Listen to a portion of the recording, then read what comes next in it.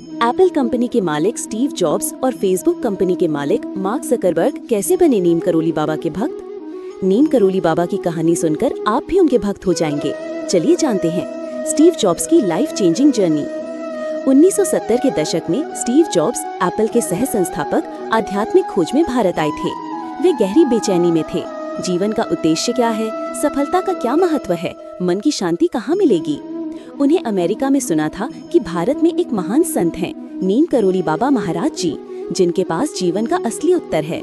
Steve jobs ने दृढ़ निश्चय किया, मुझे उनसे मिलना ही है। लेकिन जब वो आए, महाराज जी शरीर छोड़ चुके थे। स्टीव जॉब्स जब अल्मोड़ा और कैंची धाम पहुँचे तो उन्होंने पाया महाराज जी महाप्रयाण कर चुके हैं। ये सुनकर स्टीव जॉब्स फूट फूट कर रो पड़े। वे कहते थे, I felt like I missed the most important meeting of my life। फिर भी उन्होंने आश्रम में कई दिन बिताए। वहाँ के माहौल, भक्ति, शांति और महाराज जी की तस्वीर ने उन्हें अंदर से बदल दिया। एप्पल के शुरुआती प्रोडक्ट सिंप्लिसिटी और स्पिरिचुअल मिनिमलिज्म पर महाराज जी का प्रभाव माना जाता है।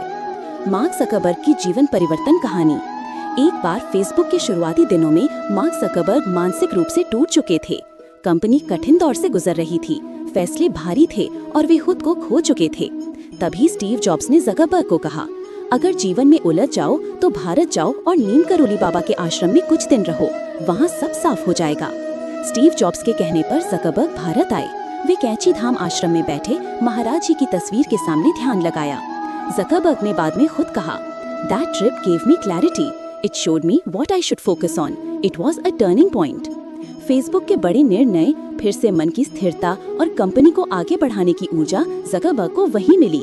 क्या रहस्य था इस जगह में? दोनों महान व्यक्तियों ने एक चीज महसूस की, वहाँ की ऊर्जा अनोखी थी।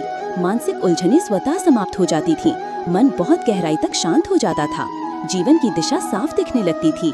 महाराज जी ने भले शरीर छोड़ दिया था, लेकिन उनका प्रभाव आज भी उतना ही शक्तिशाली है। स्टीव जॉब्स की अंतिम इच्छा में भी नीम करोली बाबा थे।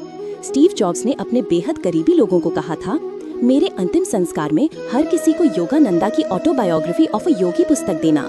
ये वही पुस्तक है जिसमें नीम करोली बाबा का उल्लेख है और उसी ने स्टीव जॉब्स को जीवन की आध्यात्मिक राह दिखाई थी।